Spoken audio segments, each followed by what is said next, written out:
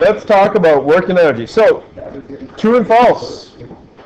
Gravitational potential energy is always measured in relation to an object's position above the Earth. That's not actually true. That's false, because if you've got like the ground here, and then you've got, like, for example, we would measure gravitational potential energy relative to the floor in here, right? I just said true because one of the other questions said relative to the whatever, and I was like, all right, it's probably right. Well, it's false. It's relative to whatever you decide, right?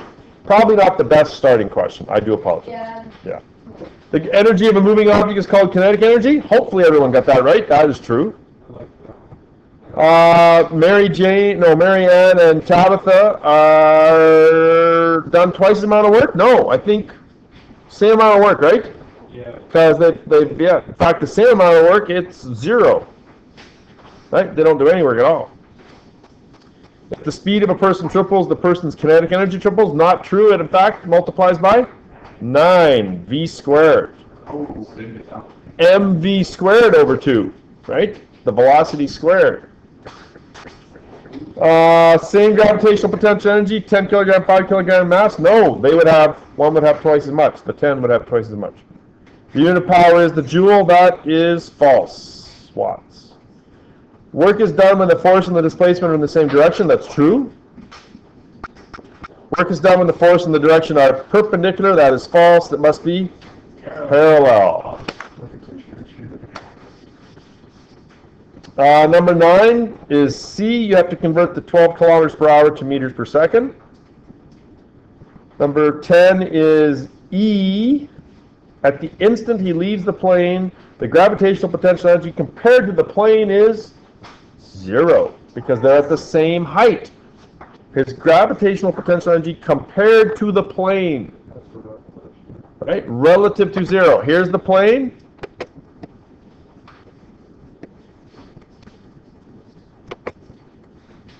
There's the guy jumping out of, the person, I guess, jumping out of the plane. They're at the same height relative to the plane. His gravitational potential energy is 0.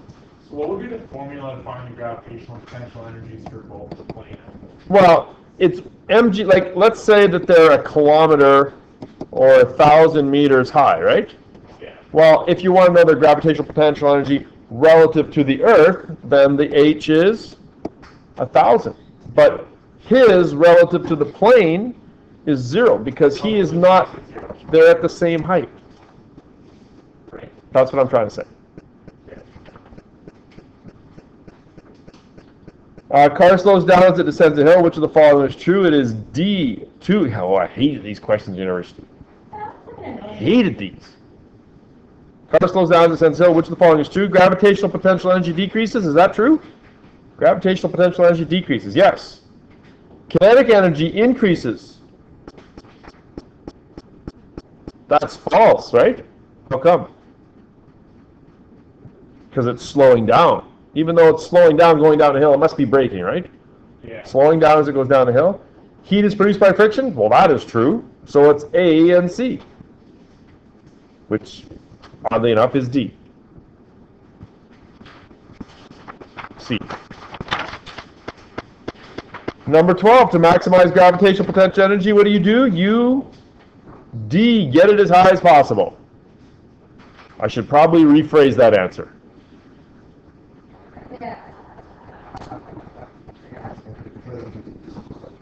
Number 13, a spring with a force constant of 2.1 times 10 to the 4 compresses. The mass of the boxer is... Oh, this caused a lot of grief with people, didn't it? Yeah. Okay, so... Yeah. There was a couple people that really did not like me about this one. So K is 2.1 times 10 to the 4. The distance is 0.035. Right? So you're going to go F equals kx, right? So it's going to be 2.1 times 10 to the 4 times 0.035, and that gives us the force required to compress that, 2.1 to the power of 4 times 0.035. 735 newtons, which is equivalent to how many kilograms? Divide by 9.8.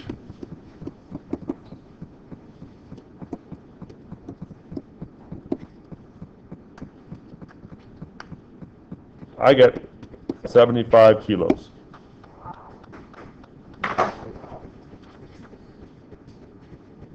Which is C, right?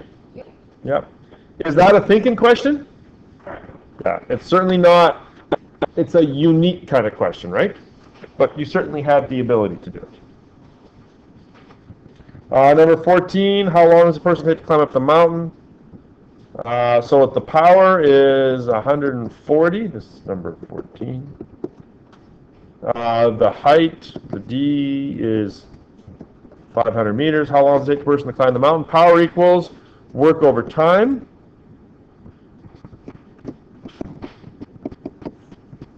So I got 140. The work is FD, right? Which is, or sorry, weight force, so it's mgd over T. Right? The work is the weight force, mass times gravity times the distance.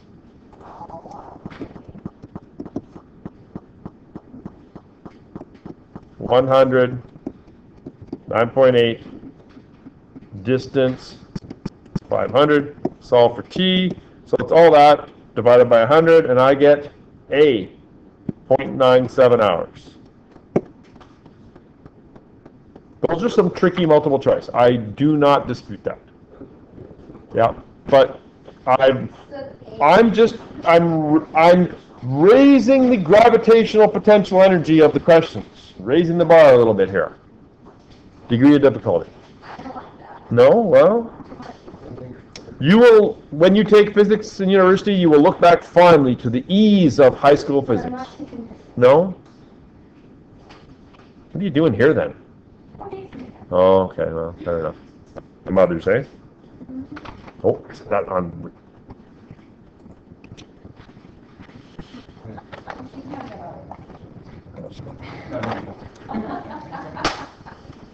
Everyone is serious today.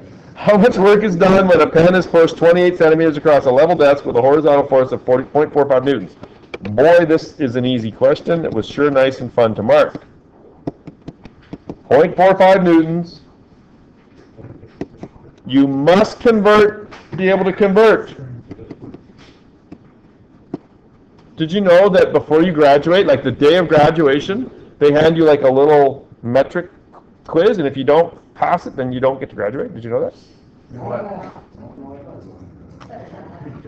I said that to my grade 11 this morning. They believe me. Number 16. How much work is done to speed it up? This one I saw a lot of grief. Hey, what's the marker? Oh, This is out of 3. So the work done is the change in kinetic energy, right? So that's going to be EKF minus EKI. So you got to figure out what's the initial, what's the final kinetic energies. So EKF mv squared over 2. Mass 2,000. Velocity 13 divided by 2.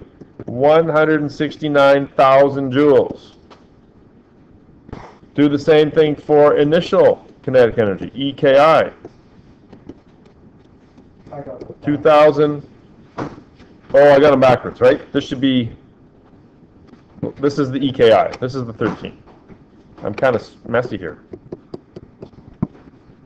This one's the final. 2,000 times 16 squared all over 2.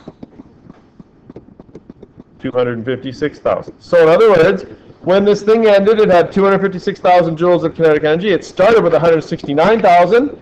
Therefore, my work done is 256,000 minus 169,000. 87,000 joules. Yes? Good?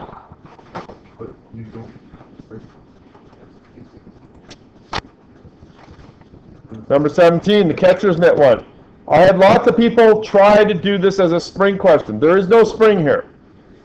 Okay? We have a distance of 0.138 meters. We have a mass of 160 grams, 0.16 kilograms. The force is 600 newtons. What was the speed of the baseball in kilometers an hour at the moment of contact with the catcher's mitt? With force and distance, you can find work.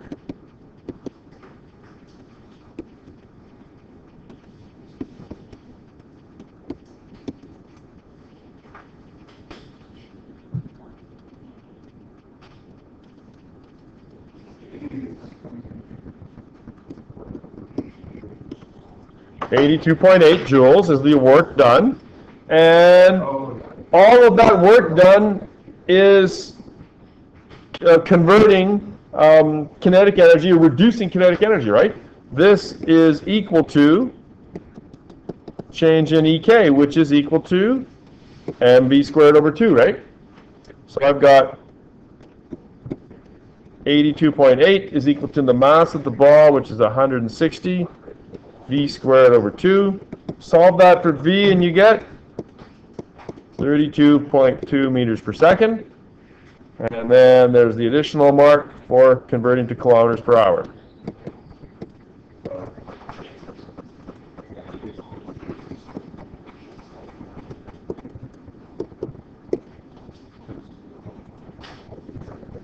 Number 18. Do I need to do this one? Point R. I don't know what that is. Well, everyone got A done, no problem. 18? Yeah.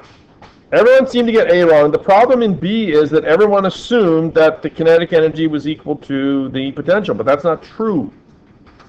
Okay, so in A, you should get a spring energy of 0.4961, giving you a velocity of 3.38, right? Okay, so everyone gets that. The box is attached to a spring, it's compressed, and the spring is released. What is the maximum speed of the rock? So that's when all of this spring energy is converted to kinetic, right? But what is the speed of the box when the spring is compressed? A total of only 7. It's got some spring energy, and it's got some kinetic energy, and it adds up to that number. Okay, this is the total energy at the start. You compress it up against the spring. It has nothing but spring energy. It's not moving, so the total energy is 0.4961, right? And then you let go. So in part B, the total energy is equal to the kinetic plus the spring energy. And what is that total energy? 0.4961. What we don't know the kinetic energy, it's mv squared over 2. And the spring energy when it's compressed 7 is going to be 1/2 kx squared. Mass, sort of did this a little differently in my notes. Mass is 0.087. Solve for v. 1/2 0.82 times 0.07 squared. So you figure out how much potential energy it has when it's compressed 7 centimeters, and then subtract it from the total.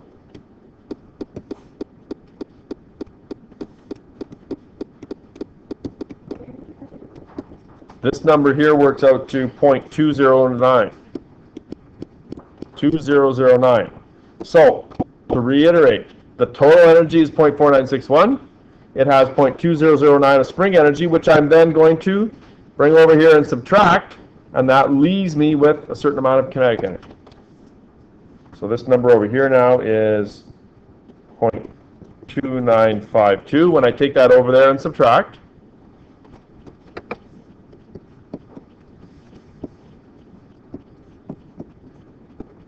and you end up with a velocity of 2.6 meters per second.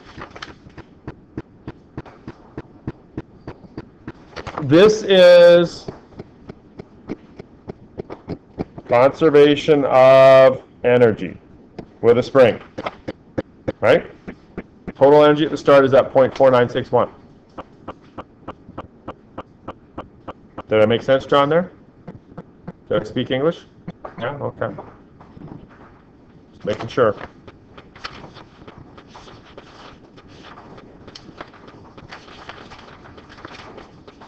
I'm going to do 2 more questions, and I'm just going to yell at you about the graph one.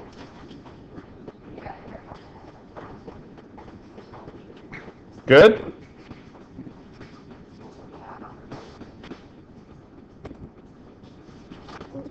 Okay, soapbox derby. This question sums up a couple of units.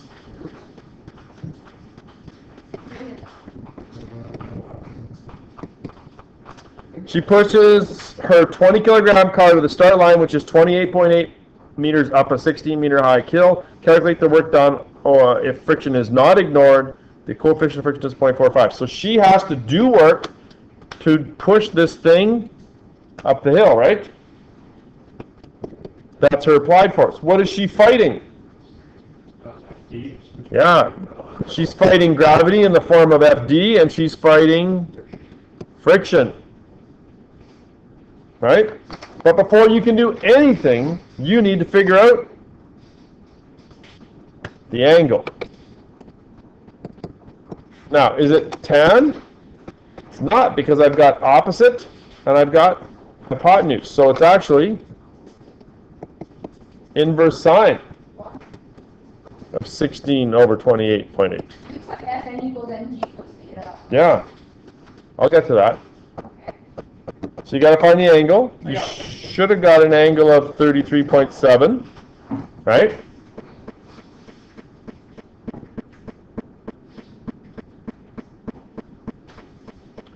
Friction is mu Fn, but Fn often is equal to the weight force, but on a ramp it's not. Remember, Fn is mg cos theta. Remember that little gem? No. So she's got a 20 kilogram car times 9.8 times the cosine of 33.7.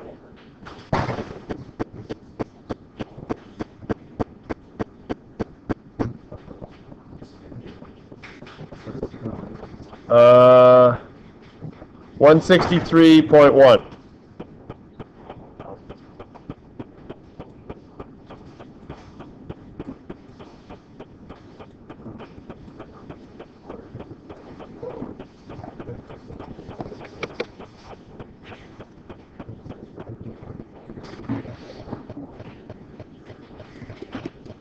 Giving us a friction force of mu Fn, 163.1 times, oh, I got it back.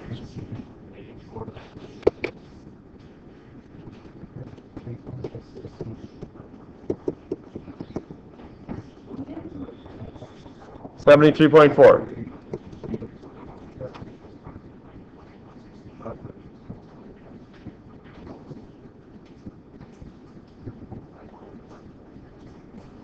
Okay, we never did figure out what FD was.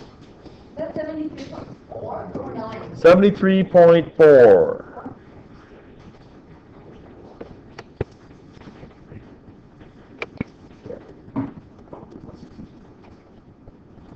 Okay, so FD is going to be mass times gravity times sine of theta.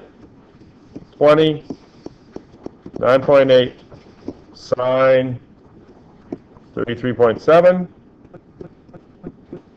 108.7 newtons. We're almost done. Yeah, this is a long one. It's a lot of work.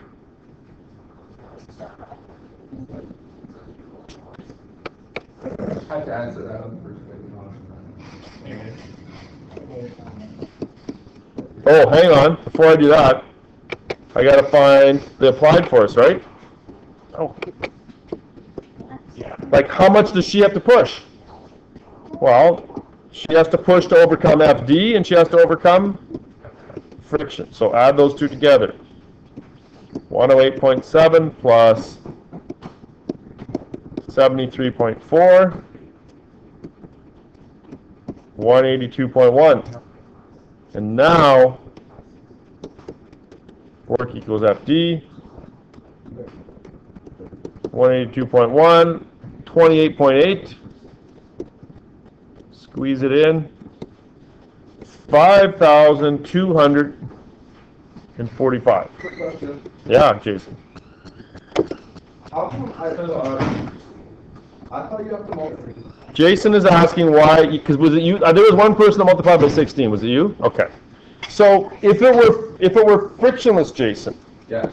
if it were frictionless, then that box at the top has mu mgh of potential energy, right? Mass times 9.8 times 16, Yes. right? But, and even if I pushed it up the ramp, if it was frictionless, it would still have the same amount, right? You would still have to multiply the force by this longer distance, though, right? Remember the force, this FD, Oh, this FD here is sort of the same as the weight force, but here the weight force is straight up. It'd be 100% of the weight, whereas here it's easier to push, right? yeah. So you're less force but longer distance, giving you the same answer. But I thought we were already like using the friction force by when we put it. Oh, no, that's sorry. Yeah, I understand. Yeah, you have to. So if it was frictionless, then I could use 16. That's tight, right?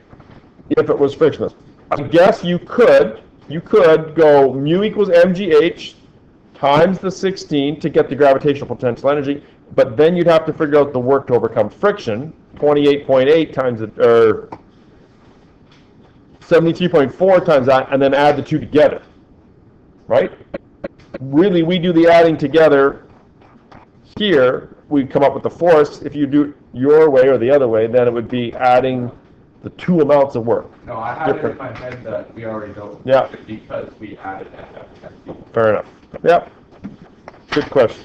Really good question. Okay, let's deal with Crazy Eddie, the moment we've all been waiting for. And 0.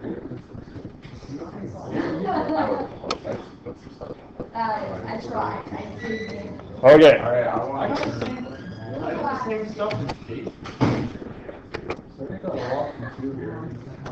2. Here's Edward.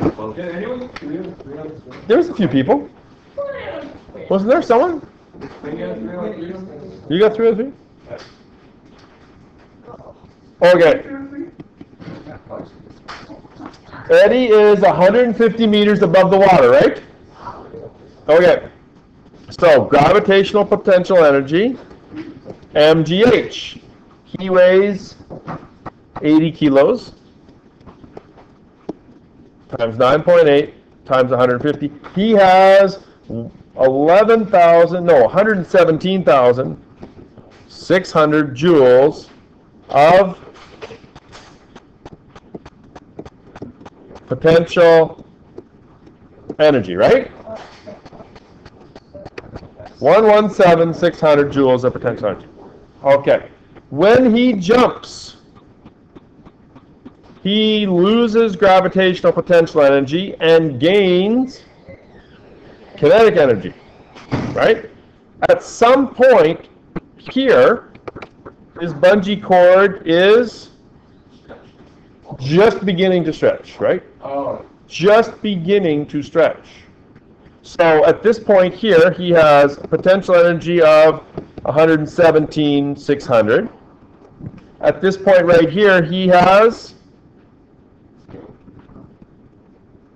some kinetic energy. Is it 117,600? It is not. It is less than 117,600. Why is that? Because he hasn't gotten all the way to the water, right? But all of that original 117,600 has to be eventually, when he gets to water down here, right? And it's now stretched. All of that 117,600 must now be converted to spring energy, right? He has no more potential. His feet are touching the water, just touching, or just not touching. he has no kinetic energy because he's not moving, and he has no gravitational energy. All of that 117,600 is converted to spring energy. What? All of his gravitational potential energy, he goes from all gravitational to some kinetic, some potential, right? He maxes out on kinetic and then starts slowing down, and now it's being converted to spring energy. And so 117,600 is equal to 1/2 kx squared, which is 1/2 of 75x squared, giving you an x of 56 meters. But that, and a lot of people got that far, that's the amount of stretch, isn't it? That's the blue number here. So if it's going to stretch 56 and he's got 150 meters to go, the maximum length of the bungee cord is 150 minus 56, 94 meters long. Right? It's 94 meters long, and then it stretches 56 to a total of 150. The arithmetic isn't hard, but putting it all together is a bit of a challenge. There's no doubt about that.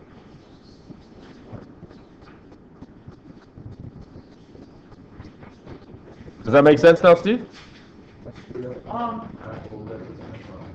Yeah, it's gonna come out. You're gonna let it sit. I've never had that. Oh, okay. So, we didn't have to deal with kinetic energy, right? No, because all of the kinetic, he goes to kinetic, but then that's all converted to potential or to spring energy as well. Right?